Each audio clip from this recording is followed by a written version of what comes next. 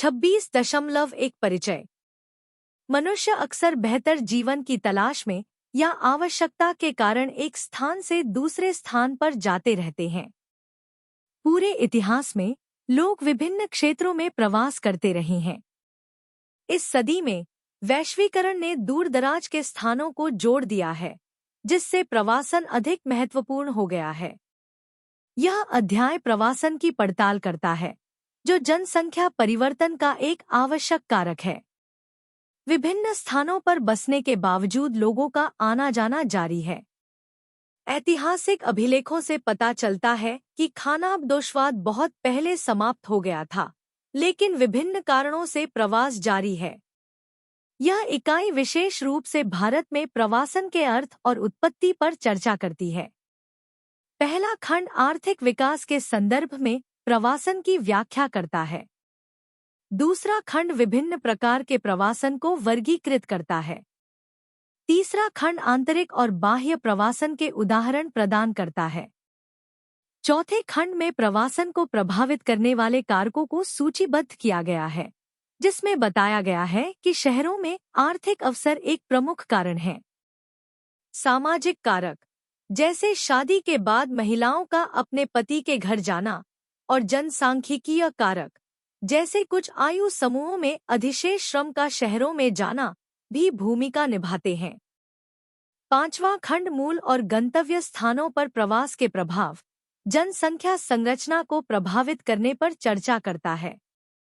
अंतिम खंड भारत पर ध्यान केंद्रित करते हुए वैश्विक प्रवासन प्रवृत्तियों की समीक्षा करता है, जिसमें राज्यों के भीतर और उनके बीच प्रवासन की मात्रा और दिशाएं दिखाने के लिए जनगणना डेटा का उपयोग किया जाता है। 26.2 प्रवासन को समझना। प्रवासन का अर्थ है जानवरों, पक्षियों या लोगों का एक स्थान से दूसरे स्थान पर जाना। लोगों के लिए इसका मतलब दूरी, दिशा या अवधि की परवाह किए बिना निवास बदलना है। प्रवासन के कारण आर्थिक, सामाजिक या राजनीतिक हो सकते हैं। आंतरिक प्रवास एक देश के भीतर होता है, जबकि अंतर्राष्ट्रीय प्रवास देश की सीमाओं को पार करता है। हाल का इतिहास बड़े पैमाने पर प्रवासन को दर्शाता है, जैसे हिटलर के शासन के दौरान यहूदियों का जर्मनी से भागना और 1947 में भारत के विभाजन के बाद जन आंदोलन, जहां 10 मिलियन लोग भारत और 7.5 मिलियन लोग पाकिस्तान चले गए। दुनिया भर में हर 10 साल में आयोजित की जाने वाली जनसंख्या जनगणना प्रवासन का अध्ययन करने के लिए महत्वपूर्ण डेटा प्रदान करती है। भारत में 19वीं सदी के उत्तरार्ध से जनगणना के आंकड़ों में जन्म स्थान और वर्तमान निवास की जानकारी शामिल है, जिससे प्रवासियों को उनके जन्मस्थान से अलग स्थान पर रहने वाले लोगों के रूप में परिभाषित करने में मदद मिलती है। प्रवासन, जिसमें सीमा पार करना शामिल है, जनसंख्या विशेषताओं को प्रभावित करता है। 26.3 प्रवासन की व्याख्या। समाजशास्त्री, जनसांख्यिकी और भूगोलवेत्ता जनसंख्या संरचना जातीय, धार्मिक, जनसांख्यिकीय, सांस्कृतिक और आर्थिक परिवर्तनों पर इसके प्रभावों को समझने के लिए प्रवास का अध्ययन करते हैं। अधिकांश स्पष्टीकरण पुश और पुल कारकों पर केंद्रित हैं। आशीष बोस भारत में ग्रामीण से शहरी प्रवासन को संसाधनों की कमी और नौकरी के अवसरों जैसे कारकों से प्रेरित बताते हैं। उन्होंने कहा कि उच्च प्राकृतिक जनसंख्या वृद्धि से प्रवासन का दबाव बढ़ जाता है। उपलब्ध नौकरियों की तुलना में बहुत अधिक लोग पलायन कर रहे हैं। शहरी दबाव कारकों में सामाजिक सुरक्षा की कमी शामिल है। समाजशास्त्रीय अध्ययन सामाजिक संरचनाओं पर प्रवास के प्रभाव की भी जांच करते हैं। भारत में अध्ययन अक्सर आप्रवासियों के पहचान परिवर्तन पर केंद्रित होते हैं। आंतरिक प्रवास के लिए इस बात पर बहस चल रही है कि क्या ग्रामीण और शहरी सामाजिक संरचनाएं काफी भिन्न हैं। डेविड पीकॉक जैसे विद्वानों का तर्क है कि कोई द्वंद्व नहीं है, जबकि M.S.A. राव गांवों और शहरों के बीच सामाजिक संगठन में महत्वपूर्ण अंतर पर प्रकाश डालते हैं। प्रवासन अध्ययन ज्यादातर पुरुष केंद्रित हैं, लेकिन मीनाक्षी थापन समग्र दृष्टिकोण के लिए लिंग, नस्ल, धर्म और राष्ट्रीयता को शामिल करने पर जोर देती हैं। महिलाओं का प्रवास लैंगिक संबंधों और कल्याण पर राज्य की नीतियों को प्रभावित करता है, जो लैंगिक समानता और घरेलू श्रम विभाजन पर नए दृष्टिकोण सुझाता है। 26.4 प्रवास के प्रकार। प्रवासन के प्रकार अलग अलग होते हैं, वर्गीकरण पर कोई सहमति नहीं है। सामान्य प्रकारों में चक्रीय या परिसंचरण, मजबूर, प्रेरित, आंतरिक बाह्य, प्रारंभिक आदिम और मौसमी आवधिक शामिल हैं। ट्रेवार्था पीटरसन के 5 वर्गों का हवाला देते हैं: आदिम, मजबूर, प्रेरित, मुक्त और द्रव्यमान। चक्रीय या परिसंचरण प्रवासन। खानाबदोश या देहाती खानाबदोश जैसे अस्थायी निवास परिवर्तन को प्रवासन नहीं माना जाता है। उदाहरण के लिए, जम्मू और कश्मीर में गुज्जर बकरवाल अपने पशुओं के साथ मौसमी रूप से तलहटी और उच्च भूमि के चरागाहों के बीच चले जाते हैं। कृषि श्रमिकों की मौसमी चालें समान होती हैं। पर्यटन और आवागमन प्रवास नहीं है। कुछ प्रवास चक्रीय होते हैं, जो प्रतिवर्ष 2 निश्चित बिंदुओं के बीच होते हैं। उदाहरणों में मध्य एशिया, अफ्रीका और दक्षिण अमेरिका की प्रथाओं के समान हिमाचल प्रदेश में गुज्जर बकरवाल और गद्दी शामिल हैं। सरकारें उनके आंदोलन और चराई अधिकारों की रक्षा करती हैं। आंतरिक और बाह्य, अंतर्राष्ट्रीय प्रवासन।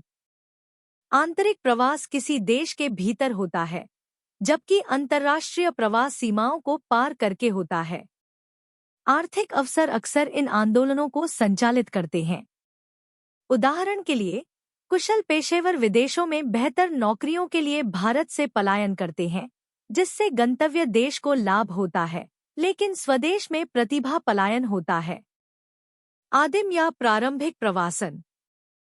प्रारंभिक प्रवास यादृच्छिक आंदोलन थे, योजनाबद्ध नहीं थे, जो महाद्वीपों को आबाद करने और सभ्यताओं और संस्कृतियों के मिश्रण के लिए जिम्मेदार थे। बलपूर्वक या प्रेरित प्रवासन। जबरन प्रवासन आपदाओं, युद्धों या दमनकारी शासन के कारण होता है। हाल के उदाहरणों में यूएसयू के सैन्य अभियानों के दौरान अफगानों का पड़ोसी देशों में भागना और यहूदियों का नाजी जर्मनी से भागना शामिल है। जबरन प्रवासन में भारत के विभाजन के दौरान बड़े पैमाने पर आंदोलन और नाजी शासन के तहत अफ्रीकी दास व्यापार और यूरोपीय जबरन श्रम जैसी ऐतिहासिक घटनाएं शामिल हैं। शरणार्थी आंदोलन। उत्पीड़न से भागकर आए लोग अक्सर पड़ोसी देशों में शरणार्थी बन जाते हैं। संयुक्त राष्ट्र शरणार्थी पुनर्वास में सहायता करता है। उदाहरण के लिए, 1947 में पूर्वी पाकिस्तान चले गए बिहारी मुसलमान अभी भी शिविरों में रहते हैं। मौसमी और आवधिक प्रवासन। प्रवासन मौसमी या आवधिक हो सकता है। यह दुनिया भर में रेगिस्तानों के पास या अर्धशुष्क क्षेत्रों में रहने वाले खानाबदोश लोगों में आम है। ट्रेवार्था ने कहा कि लगभग 10 लाख प्रवासी अपने परिवारों के साथ हर साल राज्य की सीमाओं के पार उत्तर की ओर जाते हैं, जब विभिन्न फसलें कटाई के लिए तैयार होती हैं। ये प्रवासी संयुक्त राज्य अमेरिका के न्यू मैक्सिको, टेक्सास, अल्बामा और जॉर्जिया जैसे दक्षिणी राज्यों से आते हैं। अध्ययनों से पता चलता है कि यह प्रवासी श्रमिक बल ज्यादातर युवा है, 25 वर्ष से कम उम्र का है, जिसमें 70% पुरुष और 80% श्वेत हैं। वे शरद ऋतु में घर लौटते हैं, जब फसल का मौसम समाप्त हो जाता है। हालांकि कृषि के मशीनीकरण के कारण इस प्रकार का प्रवासन कम हो रहा है। यह प्रवासन अस्थायी यात्रा से भिन्न है। अल्पकालिक जनसंख्या विस्थापन भी एक प्रकार का मौसमी प्रवास है। जब लोग अपने घरों से अपने कार्यस्थलों तक यात्रा करते हैं, तो श्रमिकों की दैनिक आवाजाही भी होती है, जिसे दैनिक आंदोलन कहा जाता है। इस दैनिक गतिविधि को आवागमन के रूप में जाना जाता है। प्रवासन आवधिक, वार्षिक या दैनिक हो सकता है। ट्रेवार्था ने छुट्टियों, अवकाश या व्यवसाय से संबंधित आवधिक आंदोलनों का भी उल्लेख किया है, जो अमीर लोगों के लिए विशिष्ट हैं। गरीब ऐसे आंदोलनों को बर्दाश्त नहीं कर सकते। भारत में लाखों लोगों का समय समय पर आना जाना आम बात है। ये यात्राएं पवित्र स्थानों की तीर्थ यात्राओं और कुंभ मेले और पुष्कर मेले जैसे बड़े मेलों से संबंधित हैं। भारत में लाखों लोग नदियों और झीलों में पवित्र स्नान करने और धार्मिक अनुष्ठान करने के लिए यात्रा करते हैं। एक अन्य प्रकार के आवधिक प्रवासन में व्यक्ति कुछ वर्षों के लिए अपना घर छोड़ देते हैं। वे समय समय पर घर आते रहते हैं। इस प्रवास का मुख्य लक्ष्य अधिक पैसा कमाना और घर पर अपने जीवन को बेहतर बनाने के लिए अपने परिवारों को धन भेजना है। अफ्रीका में लाखों प्रवासी मजदूर हैं जो समय समय पर प्रवास करते हैं। W.B. फिशर ने कहा कि कभी-कभी इन आवधिक प्रवासियों को अपने कार्यस्थल पर स्थायी रूप से बसने का प्रलोभन दिया जाता है, हालांकि शुरू में उनका इरादा अस्थायी रूप से रहने का था। ट्रेवार था 1969, पृष्ठ 144। चिंतन और कार्रवाई। मेरे पड़ोस में प्रवासन पैटर्न। परिचय। प्रवासन मानव अस्तित्व का एक मूलभूत पहलू है जो आर्थिक आकांक्षाओं से लेकर पर्यावरणीय परिवर्तनों तक असंख्य कारकों से प्रेरित है। भारत में प्रवासन सामाजिक-आर्थिक विकास और शहरीकरण का एक महत्वपूर्ण घटक रहा है। शहरी क्षेत्र में रहने वाले इग्नू के एक छात्र के रूप में मुझे विभिन्न पृष्ठभूमियों के उन व्यक्तियों को देखने और उनके साथ बातचीत करने का अवसर मिला है जो विभिन्न कारणों से शहर में स्थानांतरित हो गए हैं। यह निबंध मेरे पड़ोस में प्रवासन पैटर्न की पड़ताल करता है, उन्हें उनके उद्देश्य और उत्पत्ति के आधार पर विभिन्न प्रकारों में वर्गीकृत करता है। मेरे पड़ोस में प्रवास। मेरे पड़ोस में जनसांख्यिकीय परिदृश्य उन व्यक्तियों का एक टेपेस्ट्री है जो भारत के विभिन्न हिस्सों से आए हैं। प्रवासन के प्राथमिक कारणों में रोजगार, शिक्षा, विवाह और बेहतर जीवन स्तर शामिल हैं। अपने पड़ोसियों के साथ बातचीत करके और उनकी कहानियां इकट्ठा करके मैंने कई अलग-अलग प्रवासन पैटर्न की पहचान की है, जिनमें से प्रत्येक की विशेषता, अद्वितीय प्रेरणाएं और चुनौतियां हैं। आर्थिक प्रवास। एक रोजगार प्रेरित प्रवासन। मेरे पड़ोस में सबसे प्रमुख प्रवासन पैटर्न में से एक रोजगार संचालित प्रवासन है। बेहतर नौकरी के अवसरों और उच्च वेतन की तलाश में व्यक्ति और परिवार शहर की ओर रुख करते हैं। इस प्रकार का प्रवास अक्सर ग्रामीण और शहरी क्षेत्रों के बीच आर्थिक असमानताओं से प्रभावित होता है। Case study. बिहार से रमेश कुमार। मूल रूप से बिहार के एक छोटे से गांव के रहने वाले रमेश कुमार 5 साल पहले शहर आए थे। उनके गांव में कृषि कार्य आय का प्राथमिक स्रोत था, लेकिन इससे केवल मौसमी रोजगार और अपर्याप्त मजदूरी मिलती थी। रमेश ने निर्माण उद्योग में काम करने के लिए शहर में स्थानांतरित होने का फैसला किया, जिससे एक स्थिर आय और घर वापस अपने परिवार का समर्थन करने का अवसर मिला। उनकी कहानी बेहतर आजीविका की तलाश में ग्रामीण क्षेत्रों से शहरी केंद्रों की ओर व्यापक आर्थिक प्रवास का प्रमाण है। 2. व्यापार प्रवास। मेरे पड़ोस में देखे गए आर्थिक प्रवास का एक अन्य रूप ऐसे व्यक्तियों को शामिल करता है जो अपना व्यवसाय शुरू करने या विस्तार करने के लिए शहर में आते हैं। शहर उद्यमशीलता उद्यमों के लिए एक बड़ा बाजार, बेहतर बुनियादी ढांचा और अधिक संसाधन प्रदान करता है। Case study. गुजरात से प्रिया पटेल। प्रिया पटेल गुजरात की एक सफल उद्यमी अपने परिवार के स्वामित्व वाले कपड़ा व्यवसाय की एक नई शाखा खोलने के लिए शहर में स्थानांतरित हो गईं। शहरी बाजार ने उसके उत्पादों की अधिक मांग और आपूर्तिकर्ताओं और ग्राहकों के अधिक व्यापक नेटवर्क तक पहुंच की पेशकश की। उनका प्रवास इस बात का उदाहरण है कि कैसे व्यवसाय के अवसर लोगों को शहरी क्षेत्रों की ओर ले जाते हैं और आर्थिक विविधीकरण और विकास में योगदान देते हैं। शैक्षिक प्रवास। एक उच्च शिक्षा चाहने वाले छात्र। मेरे पड़ोस में शैक्षिक प्रवासन एक महत्वपूर्ण प्रवृत्ति है। कई युवा उच्च शिक्षा प्राप्त करने के लिए शहर में जाते हैं। शहरी क्षेत्र अक्सर प्रसिद्ध विश्वविद्यालयों और कॉलेजों की मेजबानी करते हैं, जो बेहतर शैक्षणिक और व्यावसायिक अवसर प्रदान करते हैं। Case study. उत्तर प्रदेश से अंजलि शर्मा। अंजलि शर्मा उत्तर प्रदेश के एक छोटे से शहर की एक प्रतिभाशाली छात्रा एक प्रतिष्ठित इंजीनियरिंग कॉलेज में भाग लेने के लिए शहर में आई। उनके गृहनगर में उनकी आकांक्षाओं से मेल खाने वाले उच्च शिक्षा संस्थानों का अभाव था। अंजलि का प्रवासन गुणवत्तापूर्ण शिक्षा की इच्छा और उसके बाद मिलने वाली करियर संभावनाओं से प्रेरित है। यह पैटर्न शैक्षिक उत्कृष्टता के केंद्र के रूप में शहरी केंद्रों की भूमिका को रेखांकित करता है। 2. व्यावसायिक विकास और प्रशिक्षण। स्नातक और स्नातक अध्ययन के अलावा कई व्यक्ति विशेष प्रशिक्षण और व्यावसायिक विकास कार्यक्रमों के लिए शहर में प्रवास करते हैं। ये कार्यक्रम अक्सर छोटे शहरों या ग्रामीण क्षेत्रों में उपलब्ध नहीं होते हैं। Case study.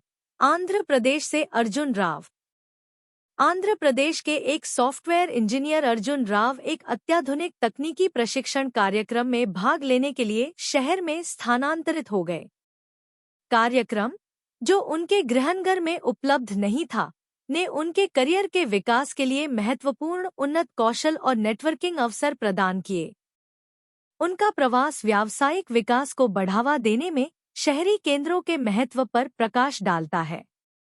सामाजिक प्रवास। 1. विवाह संबंधी प्रवास। प्रवासन पैटर्न को प्रभावित करने वाला विवाह एक अन्य महत्वपूर्ण कारक है। कई मामलों में व्यक्ति, विशेषकर महिलाएं, शादी के बाद अपने जीवन साथी के शहर में चली जाती हैं। Case study. राजस्थान से कविता मेहता। मूल रूप से जयपुर, राजस्थान की रहने वाली कविता मेहता अपने पति, जो आईटी क्षेत्र में काम करते हैं, से शादी करने के बाद शहर में आ गईं।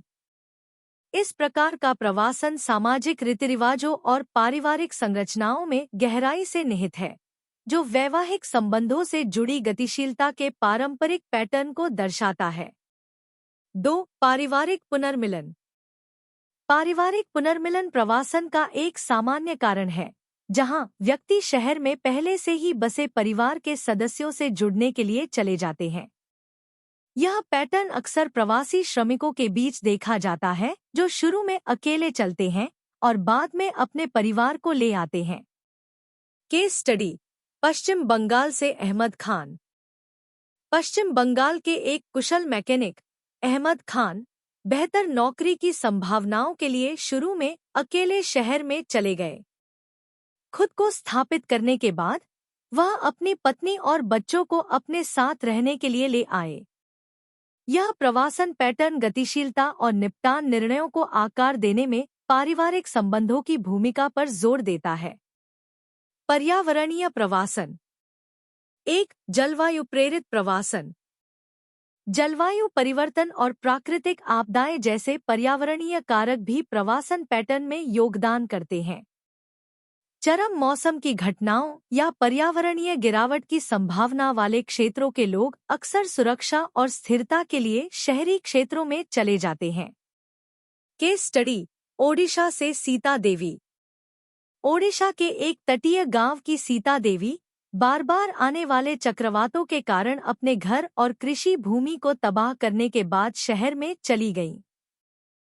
शहर की सापेक्ष सुरक्षा और वैकल्पिक आजीविका की उपलब्धता ने उसके परिवार को आकर्षित किया।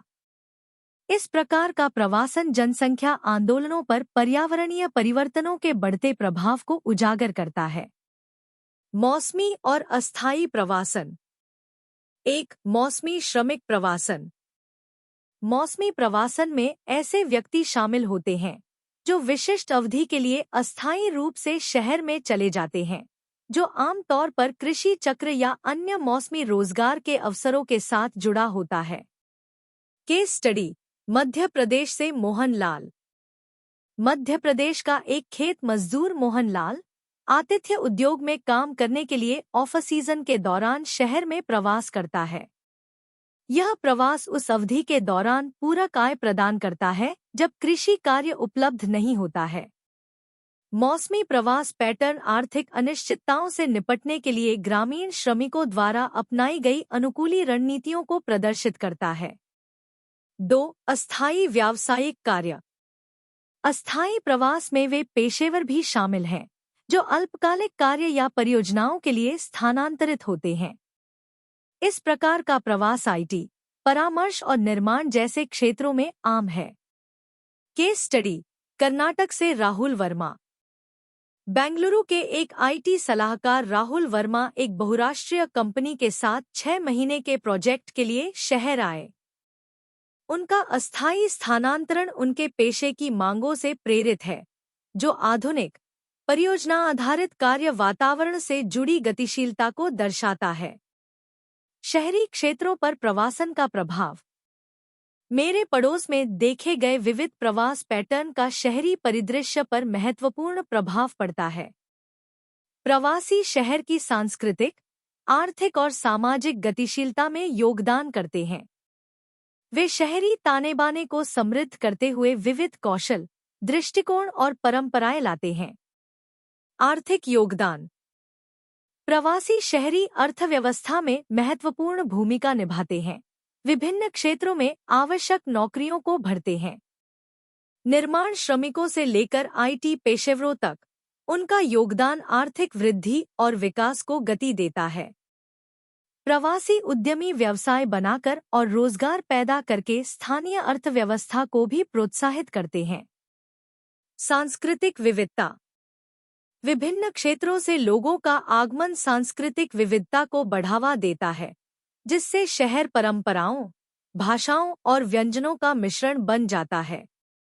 विभिन्न राज्यों के त्योहार और सांस्कृतिक कार्यक्रम मनाए जाते हैं, जिससे अंतरसांस्कृतिक समझ और सद्भाव को बढ़ावा मिलता है। सामाजिक चुनौतियां। उनके योगदान के बावजूद प्रवासियों को अक्सर भेदभाव, आवास तक पहुंच की कमी और सीमित सामाजिक सेवाओं जैसी चुनौतियों का सामना करना पड़ता है। प्रवासियों को शहरी सामाजिक ताने-बाने में एकीकृत करने के लिए समावेशी नीतियों और सामुदायिक समर्थन की आवश्यकता है। निष्कर्ष। प्रवासन एक बहुआयामी घटना है जिसका प्रवासियों और जिस शहरी क्षेत्र में वे जाते हैं, दोनों पर गहरा प्रभाव पड़ता है। मेरे पड़ोस में विविध प्रवासन पैटर्न आर्थिक, शैक्षिक, सामाजिक और पर्यावरणीय कारकों से प्रेरित व्यापक राष्ट्रीय रुझानों को दर्शाते हैं। इन पैटर्न को समझने से शहरीकरण की जटिल गतिशीलता और समावेशी और सहायक नीतियों की आवश्यकता को समझने में मदद मिलती है, ताकि यह सुनिश्चित किया जा सके कि प्रवासी अपने नए वातावरण में पनप सकें। 26.5 प्रवास धाराएं। आंतरिक प्रवास का अध्ययन करते समय जनसांख्यिकी और जनसंख्या वैज्ञानिक आम तौर पर मूल स्थानों से गंतव्य स्थानों तक जनसंख्या आंदोलन की दिशा के आधार पर 4 मुख्य धाराओं को पहचानते हैं। एक ही देश के भीतर ये धाराएं हैं: ग्रामीण अग्रामीण प्रवास धारा, ग्रामीण शहरी प्रवास धारा, शहरी शहरी प्रवास धारा, शहरी ग्रामीण प्रवास धारा, ग्रामीण अग्रामीण प्रवास धारा। कृषि प्रधान गांवों में लोग अक्सर फसल की कटाई या बुआई के लिए एक गांव से दूसरे गांव जाते हैं। यह ग्रामीण से ग्रामीण प्रवास है, आम तौर पर क्योंकि उनके गृह गांव में पर्याप्त काम नहीं होता है। गंतव्य गांव की तुलना में पैतृक गांव अत्यधिक भीड़भाड़ वाला और कम उत्पादक हो सकता है। आम तौर पर प्रवासी ज्यादातर पुरुष होते हैं, लेकिन कभी-कभी महिलाएं परिवार के पुरुष सदस्यों के साथ प्रवास करती हैं। भारत जैसे देशों में युवा महिलाएं अक्सर सांस्कृतिक प्रथाओं के कारण दूर-दराज के गांवों के पुरुषों से शादी करती हैं, जो उत्तर भारत में 4 से 5 मील के दायरे में विवाह पर रोक लगाती हैं। दक्षिण भारत में ऐसा नहीं है, जहां लड़कियां अक्सर अपने चचेरे भाई-बहन से शादी करती हैं। परिणामस्वरूप उत्तर भारत में महिला आंदोलन का एक महत्वपूर्ण हिस्सा विवाह प्रथाओं के कारण है। प्रवासन अध्ययनों में अक्सर महिलाओं को परिवार के पुरुष सदस्यों के बराबर मानकर नजरअंदाज कर दिया जाता है।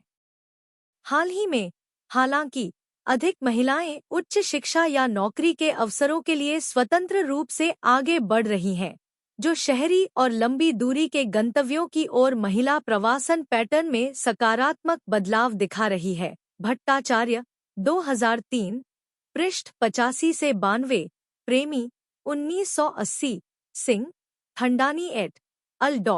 1984। ग्रामीण शहरी प्रवास धारा।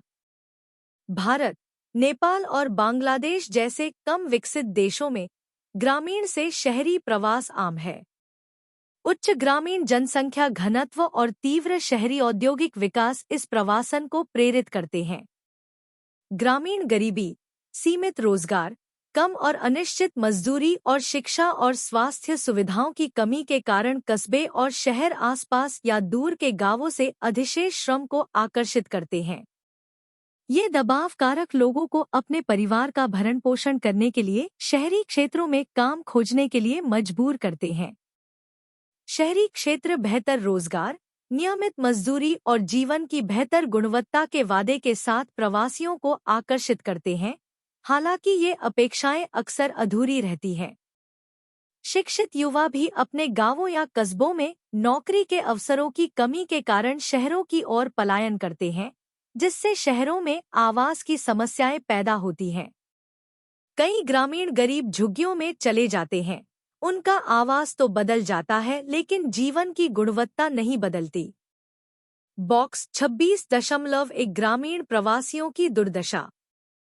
अधिकांश आंतरिक प्रवासन ग्रामीण रोजगार के पतन, कृषि में आर्थिक कठिनाइयों और कस्बों में सीमित नौकरी के अवसरों से प्रेरित है। भारत में अधिकांश प्रवासी श्रमिक गरीब हैं। उनके पास अपनी कठिन और दर्दनाक यात्राओं को आसान बनाने के लिए संसाधनों या सामाजिक नेटवर्क की कमी है। सार्वजनिक नीति अक्सर इन चुनौतियों को कम करने के बजाय और बढ़ा देती है। उदाहरण के लिए, आंध्र प्रदेश के महबूबनगर जिले में, जहां काम के लिए बड़े पैमाने पर पलायन आम है, स्थानीय स्तर पर काम पाने में असमर्थ भूमिहीन मजदूरों को दूर के शहरों या विभिन्न कृषि क्षेत्रों में नौकरी तलाशनी पड़ती है। यदि भाग्यशाली रहे तो वे उन ठेकेदारों से जुड़ते हैं जो फील्ड वर्क, निर्माण या अन्य श्रम के लिए समूह परिवहन की व्यवस्था करते हैं। यात्रा कठिन है, काम की मांग है और रहने की स्थिति कम है। श्रमिक अक्सर अपने स्वयं के अस्थायी आवास बनाते हैं और सुविधाओं की कमी होती है।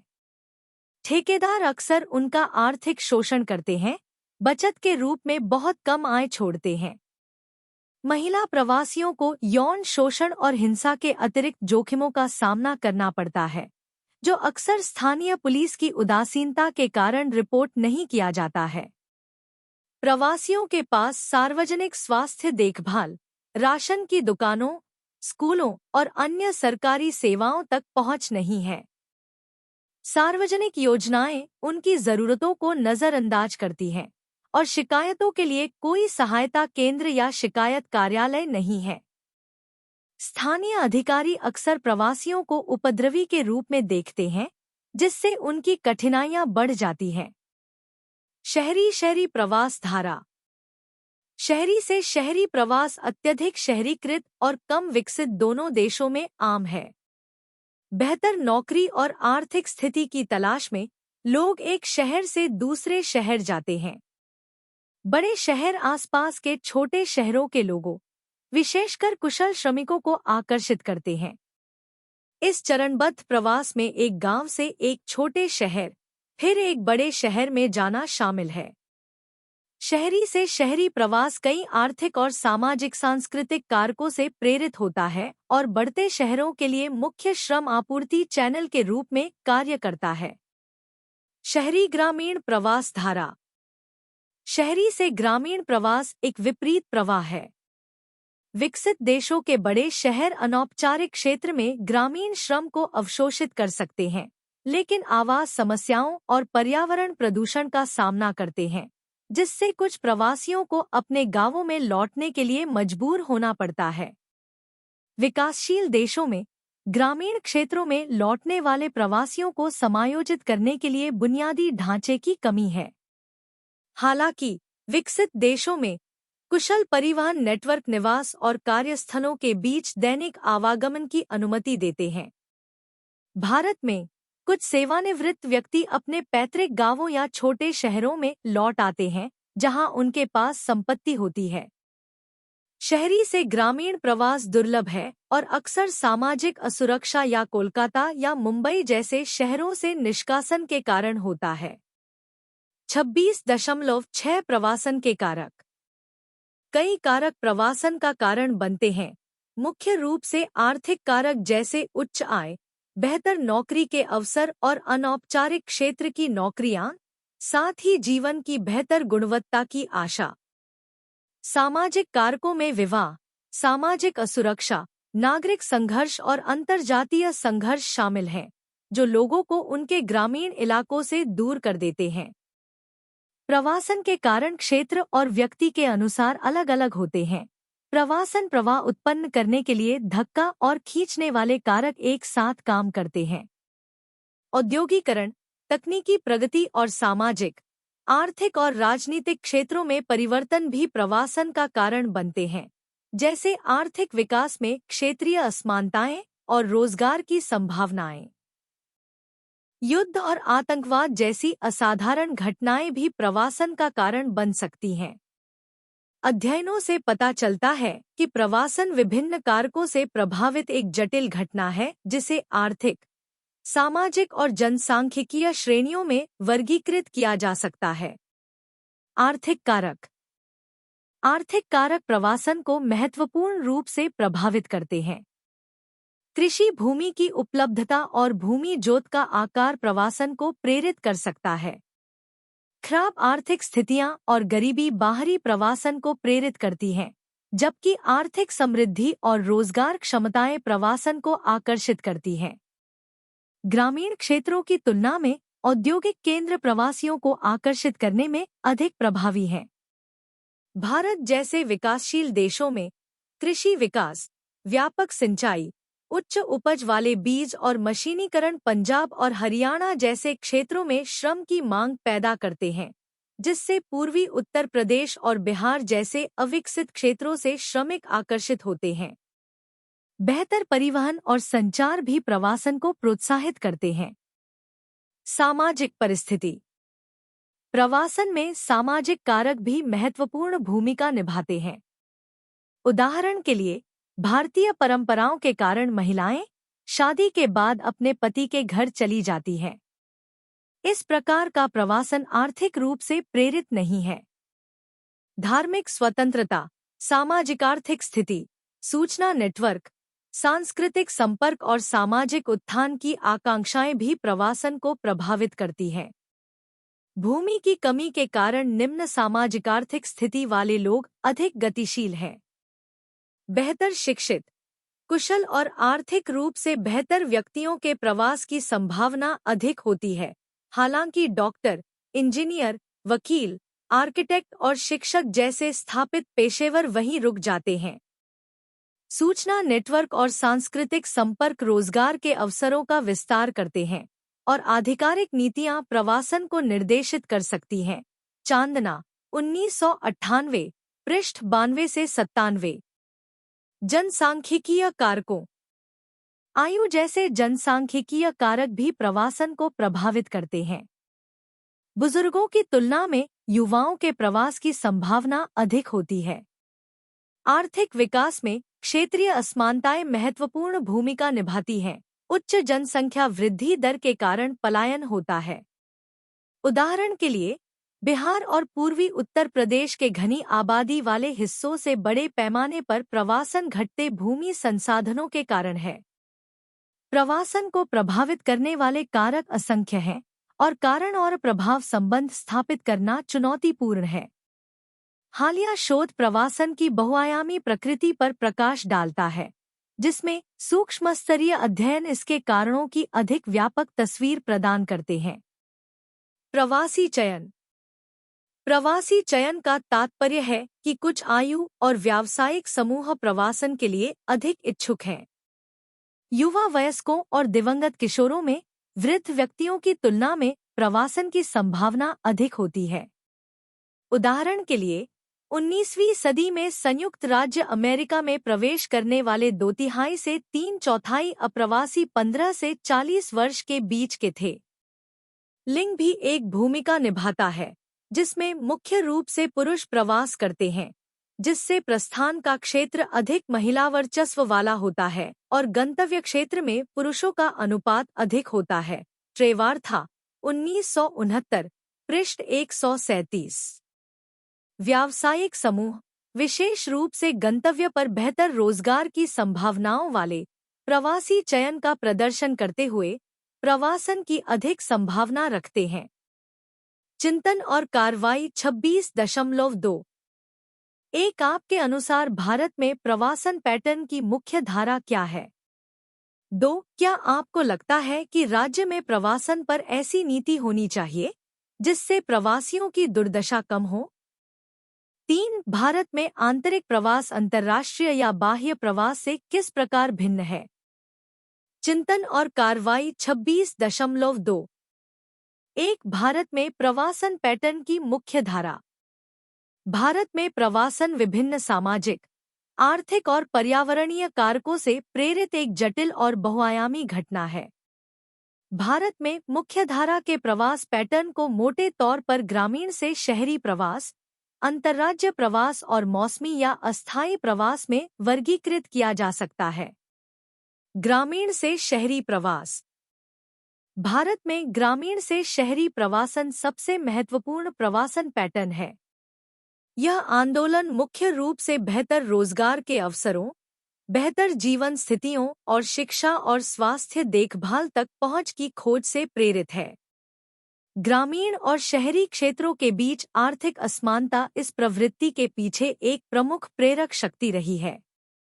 ग्रामीण क्षेत्र अक्सर कृषि संकट, बुनियादी ढांचे की कमी और सीमित रोजगार के अवसरों से पीड़ित होते हैं, निवासियों को उन शहरों की ओर धकेलते हैं जहां औद्योगिक और सेवा क्षेत्र की नौकरियां अधिक प्रचुर मात्रा में हैं। अंतर्राज्यीय प्रवास।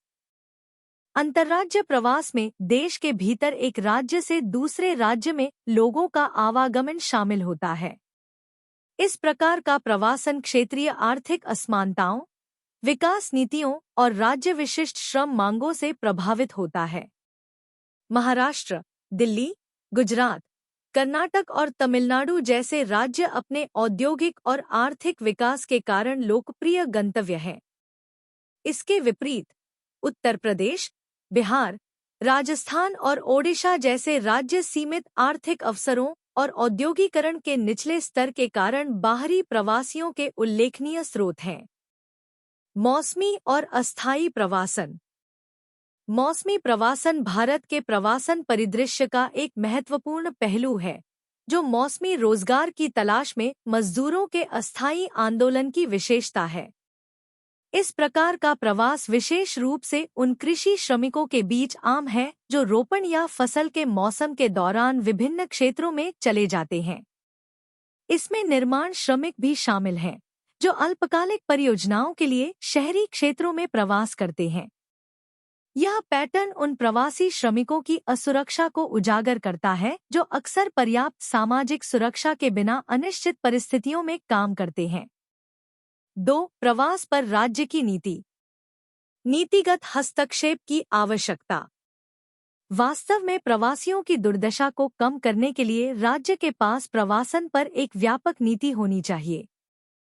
प्रवासन के सामाजिकार्थिक प्रभावों के प्रबंधन और प्रवासियों के अधिकारों और कल्याण को सुनिश्चित करने के लिए प्रवासन नीतियां महत्वपूर्ण हैं। भारत में प्रवासियों, विशेष रूप से मौसमी और अकुशल श्रम में शामिल लोगों को अक्सर शोषण, खराब रहने की स्थिति और आवश्यक सेवाओं तक पहुंच की कमी का सामना करना पड़ता है। एक अच्छी तरह से डिजाइन की गई प्रवासन नीति इन मुद्दों का समाधान कर सकती है और समावेशी विकास को बढ़ावा दे सकती है। व्यापक प्रवासन नीति के घटक। कानूनी और सामाजिक सुरक्षा। नीतियों को यह सुनिश्चित करना चाहिए कि प्रवासियों को कानूनी सुरक्षा और सामाजिक सुरक्षा तक पहुंच प्राप्त हो। इसमें पहचान दस्तावेज, कानूनी सहायता और शोषण और भेदभाव के खिलाफ सुरक्षा प्रदान करना शामिल है। बुनियादी सेवाओं तक पहुंच। प्रवासियों को स्वास्थ्य देखभाल, शिक्षा, आवास और स्वच्छता जैसी बुनियादी सेवाओं तक पहुंच होनी चाहिए। शहरी नियोजन में प्रवासी आबादी की जरूरतों को ध्यान में रखना चाहिए। यह सुनिश्चित करना चाहिए कि वे शहरों के सामाजिक ताने-बाने में एकीकृत हों। रोजगार और श्रम अधिकार। प्रवासी श्रमिकों के लिए उचित वेतन, सुरक्षित कामकाजी परिस्थितियां और श्रम अधिकार सुनिश्चित करना आवश्यक है। नीतियों को प्रवासियों की रोजगार क्षमता बढ़ाने के लिए कौशल विकास और प्रशिक्षण को भी बढ़ावा देना चाहिए। सामाजिक समावेशन और एकीकरण। सामाजिक अलगाव को कम करने और सांस्कृतिक आदान प्रदान को बढ़ावा देने के लिए प्रवासियों को स्थानीय समुदायों में एकीकृत करने के प्रयास किए जाने चाहिए। इसमें सामुदायिक आउटरीच कार्यक्रम, भाषा और सांस्कृतिक प्रशिक्षण और समुदाय आधारित सहायता नेटवर्क को बढ़ावा देना शामिल है। डेटा संग्रह और अनुसंधान। प्रभावी नीति निर्माण के लिए प्रवासन पैटर्न पर विश्वसनीय डेटा महत्वपूर्ण है। प्रवासन की गतिशीलता और प्रवासियों की जरूरतों को समझने के लिए नियमित सर्वेक्षण और अनुसंधान आयोजित किया जाना चाहिए। कार्यान्वयन और चुनौतियां।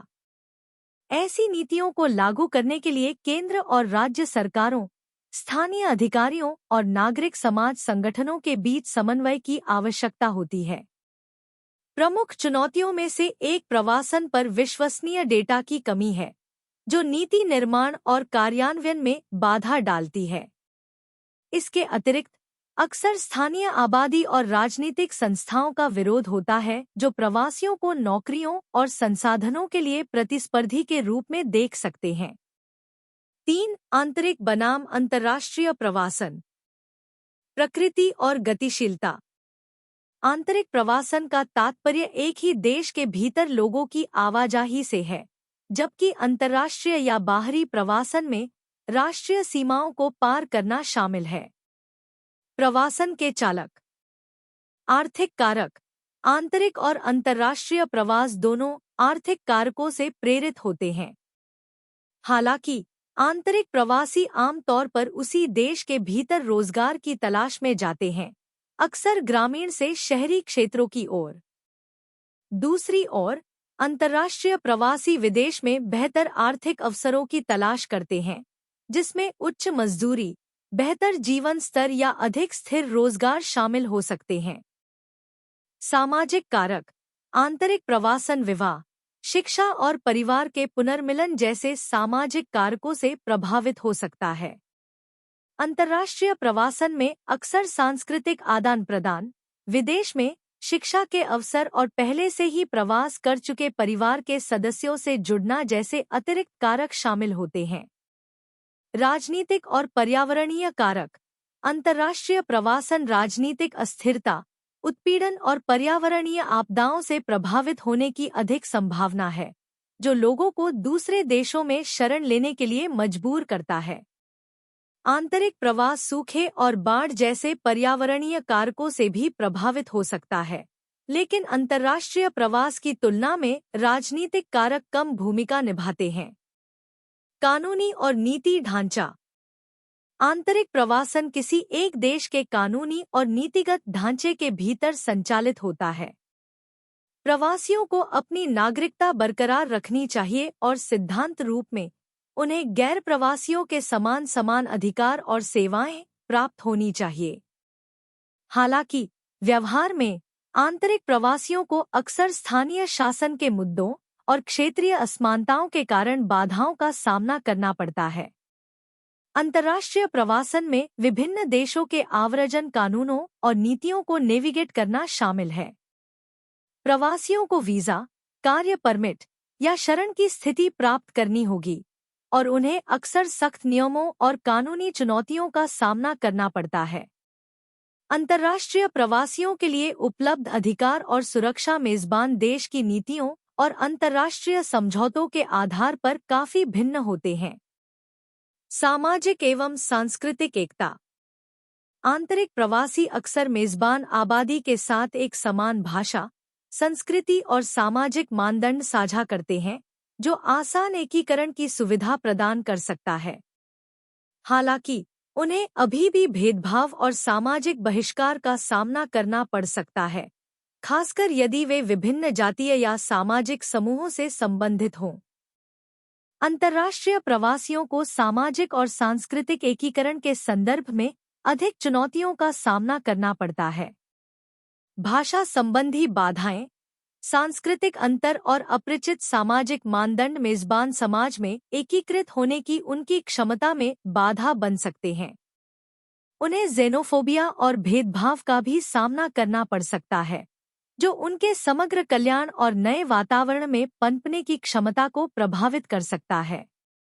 आर्थिक प्रभाव। आंतरिक प्रवास शहरी क्षेत्रों में उद्योगों और सेवाओं के लिए श्रम प्रदान करके आर्थिक विकास में योगदान कर सकता है। यह प्रवासियों द्वारा अपने गृह क्षेत्रों में प्रेषण और निवेश के माध्यम से अविकसित क्षेत्रों के विकास को भी बढ़ावा दे सकता है।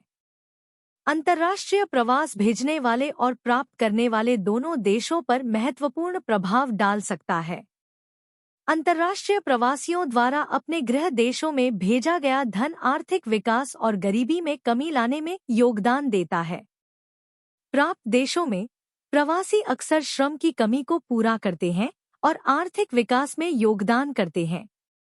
हालांकि अंतर्राष्ट्रीय प्रवास से भेजने वाले देशों में प्रतिभा पलायन भी हो सकता है, जहां कुशल पेशेवर विदेश चले जाते हैं, जिससे स्थानीय कार्यबल में एक अंतर रह जाता है। चुनौतियां और अवसर। चुनौतियां। आंतरिक प्रवासन चुनौतियों में सामाजिक एकीकरण और भेदभाव के मुद्दों के साथ साथ सेवाओं, कानूनी सुरक्षा और सामाजिक सुरक्षा तक पहुंच की कमी शामिल है।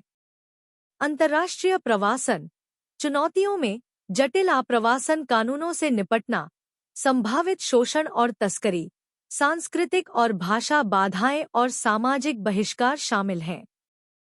अवसर।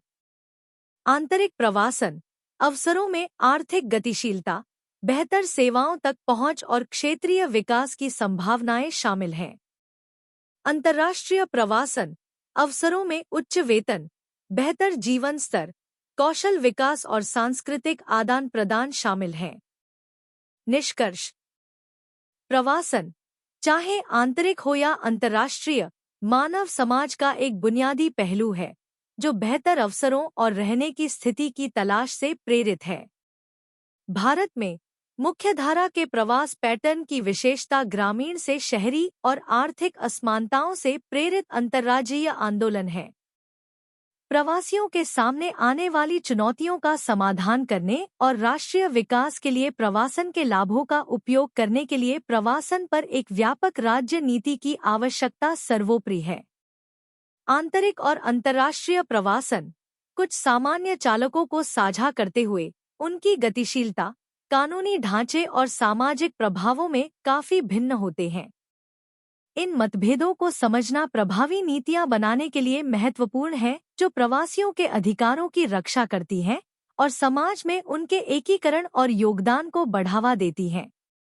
अच्छी तरह से डिजाइन की गई नीतियों और समावेशी प्रथाओं के माध्यम से प्रवासन से जुड़े मुद्दों को संबोधित करके भारत यह सुनिश्चित कर सकता है कि प्रवासन अपनी प्रवासी आबादी के अधिकारों और सम्मान की रक्षा करते हुए इसके सामाजिक-आर्थिक विकास में सकारात्मक योगदान दे। 26.7 प्रवास का प्रभाव। प्रवासन जटिल है और घर और गंतव्य दोनों क्षेत्रों में जनसंख्या संरचना को बदल देता है। इसमें आगे और पीछे के कनेक्शन हैं और यह एक शक्तिशाली उत्प्रेरक के रूप में कार्य करता है। यह प्रवासियों और उनके परिवारों को आत्मनिर्भर बनने में मदद करता है और गंतव्य क्षेत्रों या देशों में उनके जीवन की गुणवत्ता में सुधार करता है। प्रवासन की मात्रा के आधार पर जनसंख्या संरचना स्थानीय और विदेश दोनों में बदलती है। जनसांख्यिकीय बदलाव से सांस्कृतिक संश्लेषण, भाषा परिवर्तन, जीवन की गुणवत्ता में सुधार और ज्ञान प्रवाह होता है। प्रवासी नई परिस्थितियों को अपनाते हैं और सांस्कृतिक परिवर्तन लाते हैं। अक्सर नई जगहों का नाम अपने गृहनगर के नाम पर रखते हैं, जैसे संयुक्त राज्य अमेरिका में न्यू लंदन या न्यूयॉर्क और ऑस्ट्रेलिया में New South Wales. British Bharat के विभाजन के बाद जो मुसलमान पाकिस्तान चले गए, उन्होंने अपनी नई बस्तियों का नाम अपने भारतीय गृहनगरों के नाम पर रखा, विशेषकर सिंध प्रांत में। प्रवासन से आम तौर पर गंतव्य क्षेत्रों को लाभ होता है, लेकिन मूल क्षेत्रों को नुकसान हो सकता है। जब शिक्षित लोग चले जाते हैं तो इसे प्रतिभा पलायन कहा जाता है, जो गंतव्य के आर्थिक विकास में सहायता करता है। हालांकि प्रवासियों द्वारा वापस भेजे गए धन से मूल क्षेत्रों को लाभ होता है। उदाहरण के लिए, जर्मनी में तुर्की श्रमिक और सिंगापुर में फिलिपिनो नौकरानियां श्रम की कमी वाले क्षेत्रों की अर्थव्यवस्थाओं का समर्थन करती हैं। वैज्ञानिकों, डॉक्टरों और इंजीनियरों जैसे कुशल श्रमिकों के प्रवास से घर में बेरोजगारी कम करने में मदद मिलती है और विदेशों में आय उत्पन्न होती है। बेहतर आर्थिक संभावनाओं के कारण भारत को खाड़ी क्षेत्र जैसी जगहों पर उच्च योग्य व्यक्तियों के बड़े पैमाने पर प्रवासन का सामना करना पड़ता है। यह प्रवास पारिवारिक गतिशीलता को बदल देता है और अक्सर गंतव्य देशों में अंतर्जातीय विवाह की ओर ले जाता है। अनिवासी भारतीय (NRI) उभरे हैं, जो धन और नए सांस्कृतिक प्रभाव वापस ला रहे हैं, वैश्वीकरण और सांस्कृतिक प्रसार में योगदान दे रहे हैं। बड़े पैमाने पर जनसंख्या आंदोलन महत्वपूर्ण परिवर्तन का कारण बन सकता है। उदाहरण के लिए, विभाजन के बाद बिहार और उत्तर प्रदेश से मुसलमान पाकिस्तान के सिंध प्रांत में चले गए। कराची, हैदराबाद और आसपास के शहरों में उनकी बस्तियों ने स्थानीय सिंधियों के साथ तनाव पैदा कर दिया, जिससे जातीय संघर्ष और नागरिक संघर्ष हुआ। 26.8 प्रवासन रुझान। अंतर्राष्ट्रीय प्रवासन। अंतर्राष्ट्रीय प्रवास में एक राष्ट्र से दूसरे राष्ट्र में सामान्य निवास स्थान बदलना शामिल है। अधिकांश सीमा पार मूवर्स स्थायी रूप से अपना निवास नहीं बदलते हैं। अंतर्राष्ट्रीय और आंतरिक प्रवासन दोनों में सामान्य निवास में परिवर्तन शामिल होता है। रिकॉर्ड किए गए अंतर्राष्ट्रीय प्रवासन गैर-दस्तावेजी प्रवासन से कम है, क्योंकि कई लोग गुप्त रूप से सीमा पार करते हैं। शुद्ध अंतर्राष्ट्रीय आप्रवासन गंतव्य देश में जनसंख्या को महत्वपूर्ण रूप से प्रभावित करता है।